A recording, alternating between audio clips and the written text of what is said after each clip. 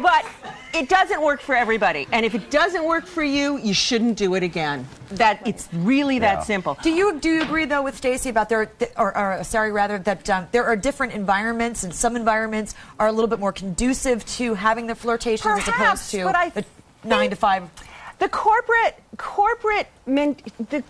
mentality is based largely on fear. If we can keep people regimented and organized, they will stay focused on our product. I don't know, though. I think research has found that 90% of workplaces have no policy about dating in the workplace. I think that people have common sense and people have boundaries and ethics. And we feel this discomfort. We know there's something wrong with dating somebody at work. You know, I think if you like someone at work, the best situation is if you can get transferred to a different part of your company and then try to have your relationship I think that's blossom. the main reason I don't want to do it, because if it does go badly, then you got to see that person.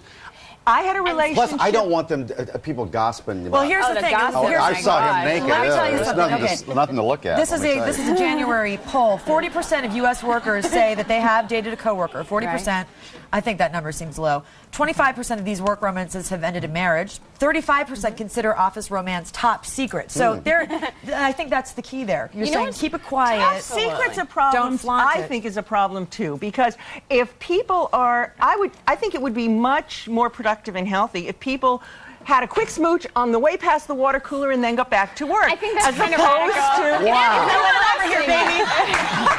As opposed to repressing it. It's a radical view because it would disrupt other people. And you know, the other point I want to point out, Mike, you were talking about after the couple breaks up, how they have to see each other at work and how hard that is. Imagine if a woman dated a guy at work, they broke up, and then she meets a new guy who doesn't work there. Her new boyfriend has to deal with the fact that her ex is at work. Yeah. So it creates problems jealousy. even for your future. But Barbara, why did you write the book? I wrote the book to show people how the conscious use of their own sexual energy in all aspects of life, not just work, also like in personal relationships, would lead to a healthier, happier, more ecstatic life all over. I understand this concept. Yeah, I totally passion is passion. When you have a crush on somebody, you tend to stand up a little straighter, be a little bit more into things. I totally understand that. The lights are brighter. You smell the air. Birds are chirping louder. And you can use that. You can raise that energy with a few simple techniques, they're all in the book, and use them to make love with all of life. But again, I'm going to go back to what I said earlier. In the book, you say it increases productivity at the office. It does. You have to know how to channel it. If you have sexual energy, and I talk about this too, if you have it within your body, and you can channel it into your creativity, into your productivity, into your positive relationships, then you're using the energy within your body. Well, I think I'm cheating the company. But you don't want to be kissing people at work in front of other people. I'm cheating the company, Sari, because I am not being as productive as I could be. I need to find somebody to get it on with here at the office.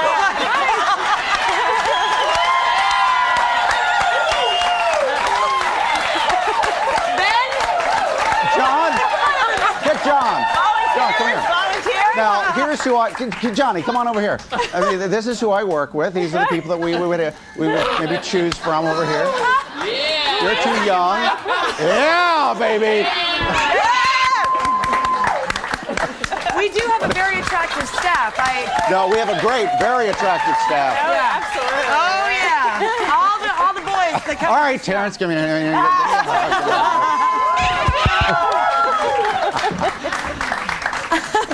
It works here in television, but it doesn't work in an office. Look at how much fun that was. All right, but hang on a second. Then you get into, we would be remiss if we didn't point out the slippery slope of sexual harassment. Yeah. When does it start to become, I mean, you're getting phone calls at 2:30 in the morning. Now, you aren't working with this person anymore.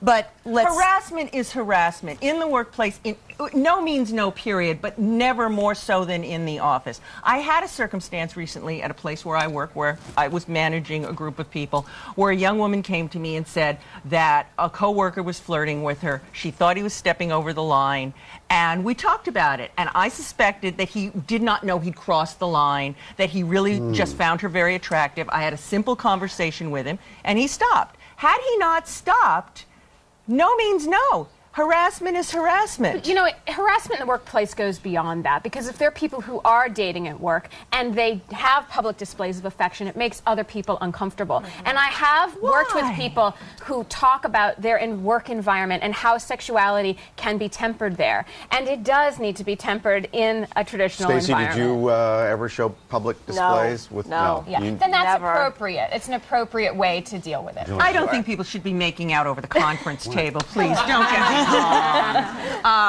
But everything is not Boston legal, you know. You know, but when Barbara mentioned that she had talked with someone about how to resolve a situation, and certainly I and other people who work with psychology and sex education, we go into workplaces and we do workshops to help people understand how they can meet someone at work. I think the other thing we have to remember is not everybody in the workplace is a swinging single. Some people are happily married, and Well, they that's- don't See, want no. that's that. the key here, I think, Yeah. because when you have the environment that's sexually charged, you know, another slippery slope. You get into the people who are married, maybe are not happily married, people who have girlfriends or boyfriends or fiancés, and you know, it's that whole temptation issue that I think if you're, I mean, how do you? I just think that what you repress expresses. The more you repress innocent, conscious expressions of sexuality, the more you're going to get twisted, perverted. Yeah, I don't think it's repression. aspects I don't of think that sexuality. America. I don't think that we're sexually repressed here in America. We're talking about You're sex. kidding, We're right? talking about sex at 9:14 in the morning on a We're morning not show. sexually Sex is something repressed that in we talk America. about very openly and that people express very openly, but they know where the boundaries are. And no one who's married ever wants to think that their husband or wife is at work where women or men are coming up to them and flirting. Yeah. So Well, that's we for want sure. to feel comfortable knowing that work is I work. think we have our and next home is topic, home. though. Sexual repression in America. Okay. Does it exist? Discuss, and you two are booked. I will tell you, Stacey, we are thank you. sexually confused. That's yeah, we're for sure. I am. I know that. Thank you all very much. That was fun. Thank you guys. All right, so earlier we talked to American Idol runner-up Blake Lewis. We will be back in 90 seconds with that interview and his performance. Blake is next. Great, that was awesome. Still to come, Marquise Hill was a